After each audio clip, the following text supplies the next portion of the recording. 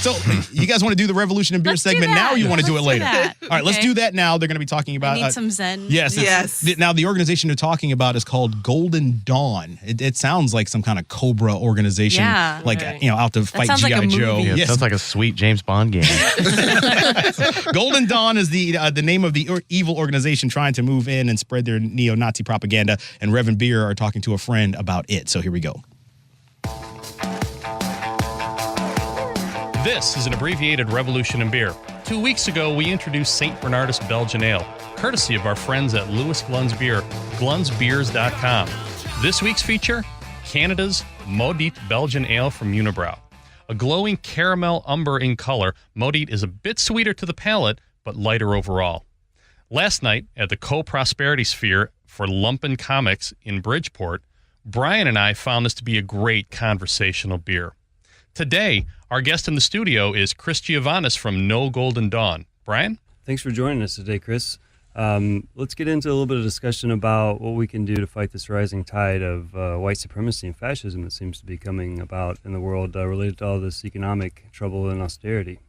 So just by way of background, Golden Dawn is a fascist neo-Nazi party in Greece. It saw a bump up in elections a year ago, and then a slight decline in its actual voting strength this summer. But it essentially functions as a right-wing paramilitary force of the current government in Greece. They were most recently directly implicated in the murder of a 27-year-old Pakistani cyclist in Athens. They have a virulently anti-Semitic, anti-Jewish, anti-Muslim, anti-immigrant, anti-left, anti-woman, anti-gay, total neo-Nazi agenda. And by all accounts, at least half and possibly much more than half of the police force itself in Athens are either members of Golden Dawn or count themselves as sympathizers and supporters of Golden Dawn. So they're actively trying to organize across the world. They're combining forces with Stormfront and the KKK and various groups all over. So what's... I know that you've been very instrumental in the response to Chicago, to their outreach to Chicago. Can you talk about that? Yeah, I think it's important to say that when Golden Dawn tried to actually take over a community center, a Greek-American community center in Queens earlier this year, they were vigorously rebuffed by people in the Greek-American community and by their allies across the city. About that time in mid-December, Golden Dawn announced that they were also interested in and working on expanding to places like Chicago. And we just really sort of threw it out there and jump-started this No Golden Dopes in Chicago effort. Anti-Racist Action, which is a national endeavor to really push back against these kinds of fascist movements, actually had done some intel work that false flagged themselves as being interested in starting a Golden Dope project here, and were able to identify some of the New York players. Golden Dawn has responded, all three of them, we don't know, nationally saying, no, we're still going to, be bigger in Chicago. And our response is, yeah, we'll just see about that. It's called containment. Correct. Yeah, a little bit. The more they're exposed, the less reach they will have. Exactly. And you're doing great work with that. I was at that event at the Greek consulate.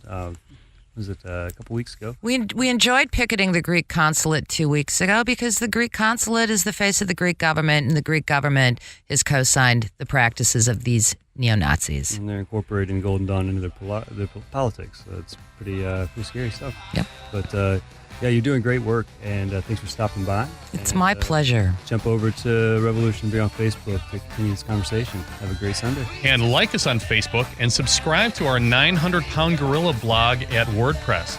Next week, we're in the fight with Mary Bonelli and what she claims is an illegal foreclosure on her home.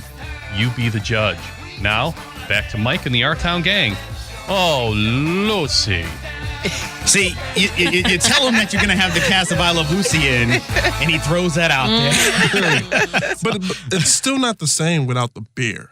Having a spot recorded, it's Where's the We're usually beer? sipping. a little Right. bit, This is true. I kind of feel the same way. You know. So, well, either way, lots of things still to get to. We're going to be talking to the cast of I Love Lucy live on stage at the Broadway Playhouse at Water Tower Place. That's going to be a lot of fun coming up in just about 15 minutes. Stick around for that. Right after this break, we're going to be hearing from Julia's list. What's your list on today? My list is actually an I Love Lucy trivia quiz. We're all going to right. fail. You're all going to fail. I'm going to win again. We'll see see about that. I'm in control of the buzzer. I'm All right. there. You're listening to Our Town, and we'll be right back. They can't take it, they just fake it. They wonder how the raw bass make it. I get ill, you know the deal, cause this is how the raw bass feel. Joy, come on, pump it up. Pain, pump it up. After these messages, we'll be right back. Yeah.